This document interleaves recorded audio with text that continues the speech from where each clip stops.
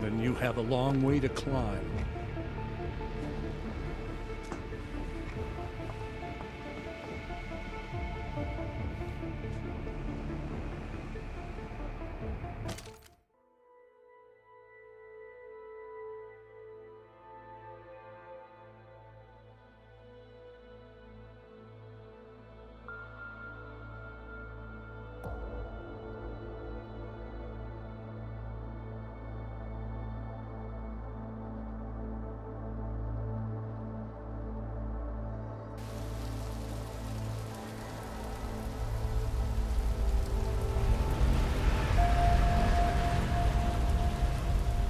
Santo CEO Nathaniel Brown took to the stage today to praise Interpol and Tarvis security services for thwarting what could have been a major terror attack during his safe harbor convention last week.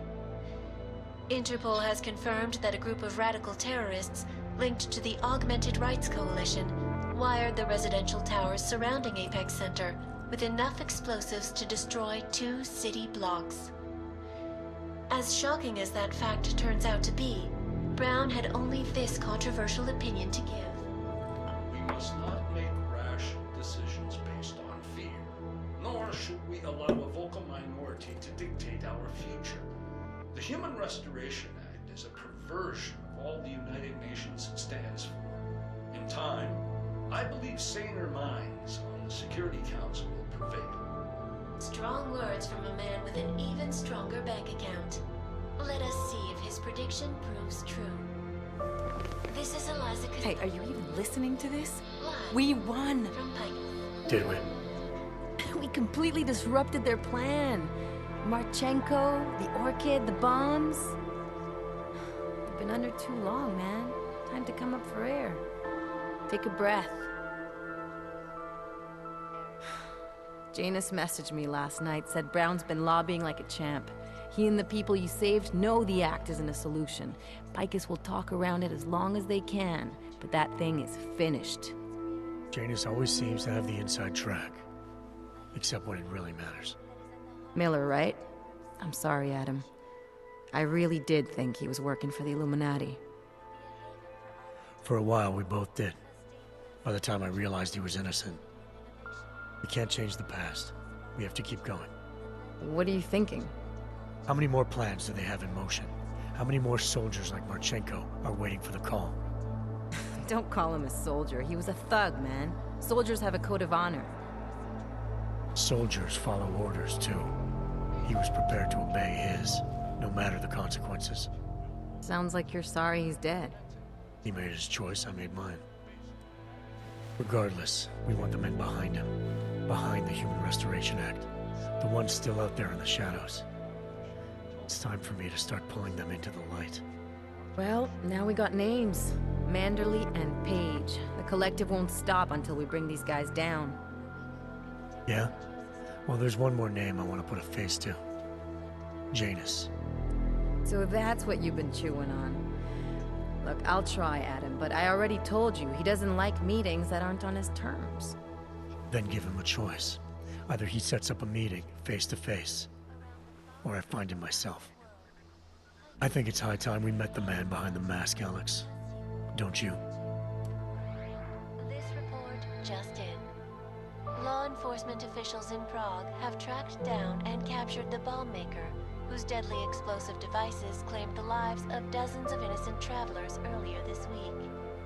The woman, an ex-army demolition specialist named Allison Stanek, appears to be a religious fanatic and leader of the tech cult group, Church of the Machine God.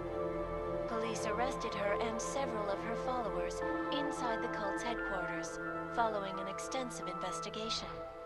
If you ask me, folks, that is some very good news indeed. A coroner's report released in Prague today offers shocking new insight into the death of Dr. Talis Rucker, former leader of the Augmented Rights Coalition. Apparently, the primary cause of the doctor's death was the exceedingly high level of alcohol found in his system. No other toxins were present, nor were there signs of any suspicious activity. Sources close to Rucker tell me he had been struggling with alcoholism ever since becoming a public figure. I am sure I do not need to remind you folks that the organization he founded, the Augmented Rights Coalition, has been linked to last week's horrifying terror attack in London. It seems not so long ago that Dr. Talis Rucker was on this very program, trying to convince all of us that his Augmented Rights Coalition was a non-violent organization. Today, of course, we are all a little bit wiser. It did not take long for ARC to reveal its true colors once Dr. Rucker was dead.